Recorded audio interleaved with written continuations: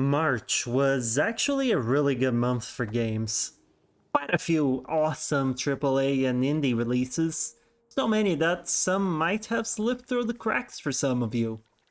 With that in mind, I decided to put together a list of 5 of my favorite indie games from the month.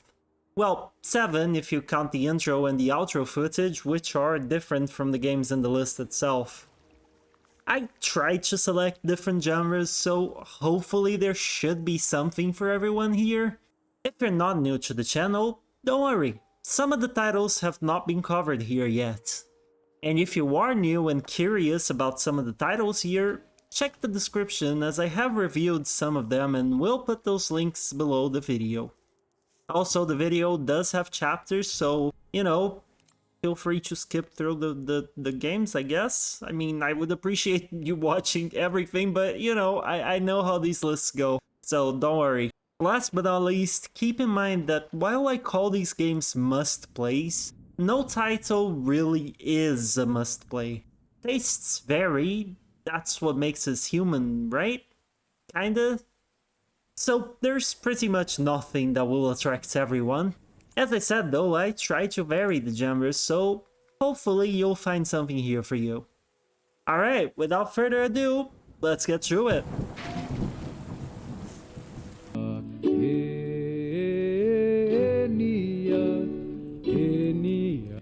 Chia is an absolute delight to play.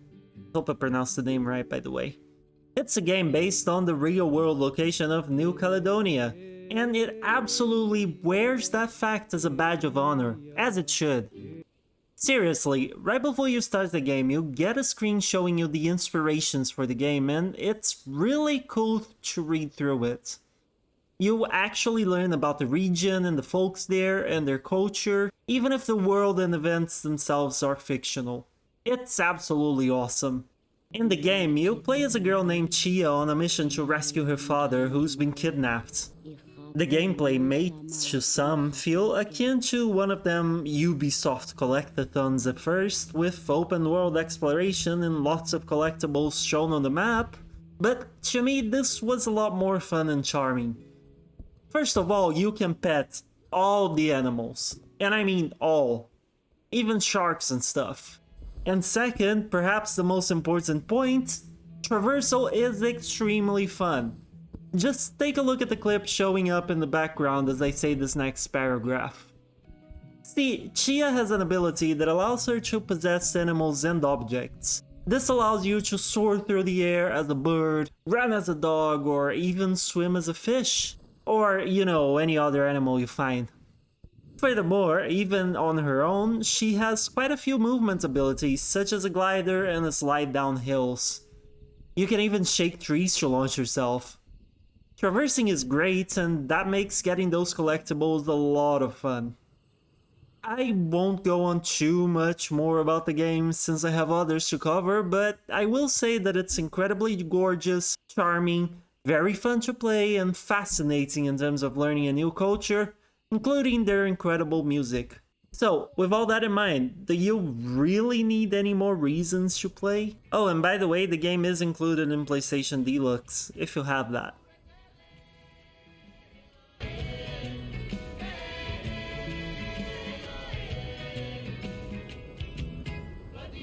Contraband Police has been described by some as a 3D Papers, Please. While I feel that it lacks the game's emotional gut punch, it does expand the concept of allowing people in your country through many other ways.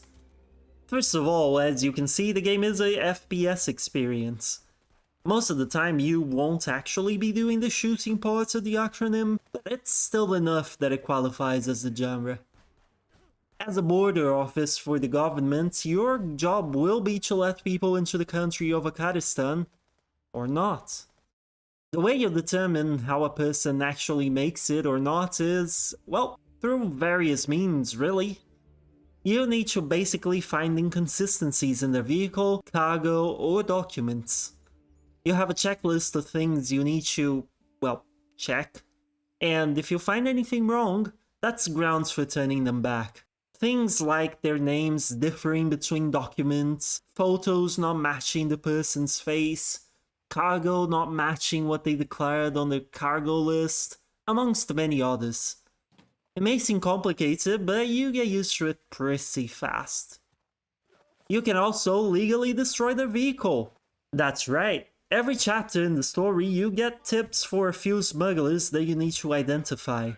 If you do, you can destroy parts of their car marked with a special symbol to uncover contraband. You can then arrest the driver. It's all pretty satisfying. This is only half the game though. You can also leave your post and explore the open world by car and find collectibles, deliver contraband to your HQ, or even send prisoners to the mines. The world's your oyster! Well, not really, but still there's quite a bit to do, and apparently the devs are even going to add an endless mode if all you want to do is bust illegal drivers. Plus, the game has a demo, it's called Contraband Police Prologue, I'm pretty sure, so you really have no excuse not to give it a shot. The demo is available on Steam. Now something's moving, is it all in your head? Is it the wind or someone under your bed? Figment 2 is, I think, my favorite title in this list, perhaps even by a long shot. I mean it, playing through it was an absolute joy.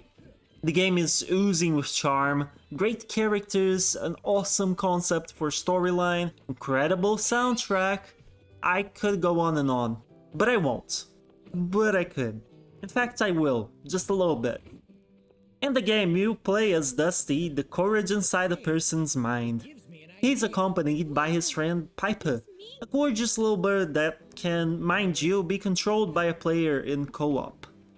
Together, they fight nightmares inside the mind that disrupt how it works, and thus, how the actual person in real life functions. The game plays as an adventure game with some combat elements, but nothing too complicated. In fact, the puzzles you will inevitably find in your adventure are also not too tough either. Nothing is, and I mean that in the best way possible. This ended up being a very laid-back, cute and relaxing story that I was really glad to play through. It's also not very long, like 3 or so, 4 maybe hours, so it really doesn't overstay its welcome. But I kinda wish that it did because I want more of this game, honestly. Anyway, the game also looks and sounds gorgeous. Each boss fight is a musical number, and an incredible one at that.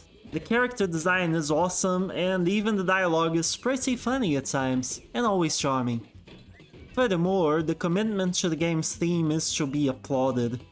Since it takes place in one's mind, you have characters that are basically the person's opinions, and all sorts of theoretically impossible scenarios going on around you. But I think the whole soundtrack part is my favorite. Just listen to a part of my favorite song in the game, sang by a choir of discarded opinions. Meaning the things being said were considered too dumb by the brain and thus swiftly discarded into oblivion. The chemtrails will kill us, climate change won't affect me. I can still try 'cause it's only my fifth beer. Crystals will heal my leg, vaccines cause autism, those new fax machines are great. A silent fight is a wasted opportunity. Nobody knows all the trouble we see, but we're all firm beliefs, and someday we will be set free. Incredibly catchy, isn't it? If you want to hear the rest of the song, you'll just have to get the game. Don't you get inspired by all these books full of words? Nah. What are words without actions?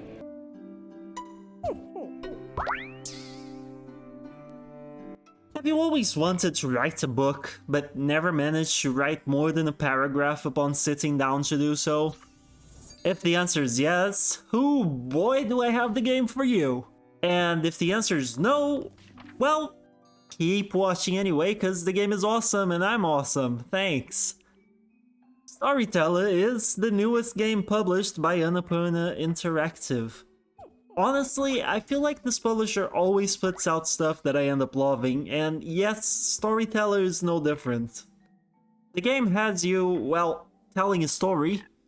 How, you might ask? By writing a book. Now, before you get worried that you're never gonna be able to beat the game, let me explain how it works. You basically have 3 to 6 panels in each group of 2 pages in the book, with only 4 challenge stages having 8 panels. The title atop the pages tells you what needs to happen within the tale, and it's then up to you to ensure that it does happen. You do so by organizing scenes and characters in a certain order, manipulating the sequence of events. I feel the best way to explain this is by using an example, so here it goes. Pay attention to the screen. The goal in the stage shown right now is to reunite heartbroken spouses. The way I solved this was to first put a scene of marriage between 2 characters, then right after kill one off with a death scene, bring them back with a revive scene, then put the other spouse in the grave in another death scene. This accomplishes the goal of them both being heartbroken. Now all you gotta do is bring the second one back and put them on another wedding scene to make them happy again, completing the objective and making a pretty basic but nice story. The stage also has an additional goal, which happens occasionally. In this one, it was to reunite them in the afterlife instead of in the world of living. Honestly, the game isn't hard at all and it's not long either. It has around 12 chapters, each boasting a selection of 4 stages. Within a bit over 1 hour, I was done with the game. But if anything, I only mind the low playtime because I wanted to keep playing the game, it was really that good. I just love unique concepts and this one just didn't disappoint. Even though it didn't take too long to beat the game, I absolutely loved every second that I spent here. And, you know, if you do pick up the game, I hope you enjoy it too.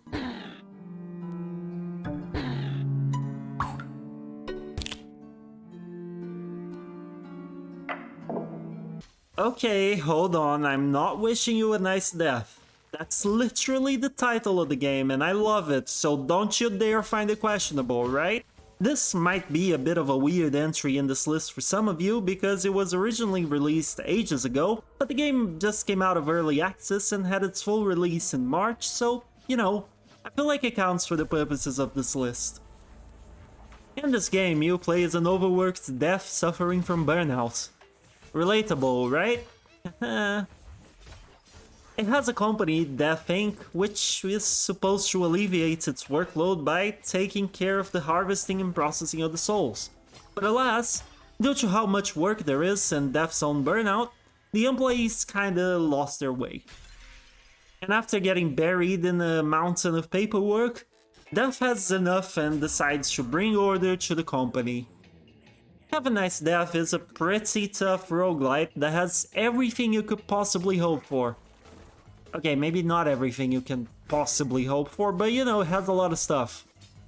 Smooth gameplay, dozens of weapons for you to unlock via the meta progression thing, extremely cute art style, charming characters and dialogue, challenging and fun boss fights. The list goes on and on and on. I really can't cover every single aspect that makes this such an excellent game in this video, but I did make a much longer review on it if you're interested in a deeper dive. For now, just know that as you've been watching on camera, it's insanely good, you can make some pretty busted builds, and if you're into roguelites with a story, lots of dialogue and pretty fun gameplay, then you're not gonna want to pass on this one. Just be warned, it really is hard.